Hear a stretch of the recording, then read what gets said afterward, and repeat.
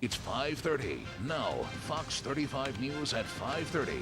You know, a lot has changed in law enforcement in recent years, how deputies respond during altercations to help they have on, and also to the help that they have on the streets. And to give you some perspective now on this, we've got Richard Weinblatt. Call him the Cop Doc. He's here. Richard, good to have you back again. You know, one word I've taken out of my vernacular, I think a lot of people should, routine traffic stop. There's no such thing when it comes to this, is there? Absolutely. I've said this 1,000 times to people. I say it to police academy students. I say it to media folks, such as the wonderful Bob Fryer of Fox 35 News, is we don't look at any traffic stops as routine. Yeah. As is demonstrated, it can be deadly. It always can. You know, as Shannon mentioned, the Deputy Coates had pulled out his taser. 10 years ago, he would have had a gun, right? They wouldn't have had a taser 10 years ago. You think it would have made a difference? Well, it depends what he was presented with. Yeah. Look, Deputy Coates was not some newbie.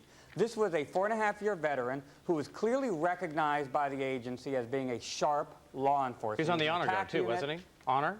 He was on the honor guard. This was not a slouch of a deputy by any stretch of the imagination, especially when you sit and you look at the person that took him down. That's amazing. 7-year incarcerated in prison, 5'10", 200+ pounds, pretty scary individual. Yeah, nothing more dangerous than a criminal who is not afraid to shoot a police officer. That's right. You know, officers, they used to ride in pairs. They don't do that as much anymore. Has that made the streets more dangerous or no?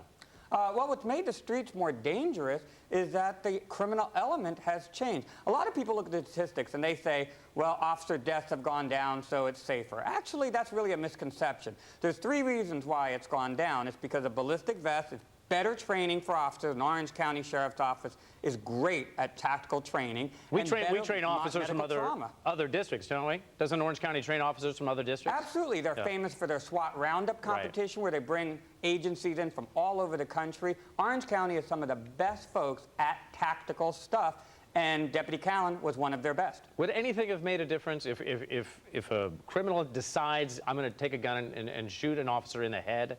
Would anything make a difference? Well, some of it is luck. Yeah. A lot of it is training. We don't know what Deputy Callan was presented with. That's part of their investigation now that Sheriff Demings and his folks are looking at.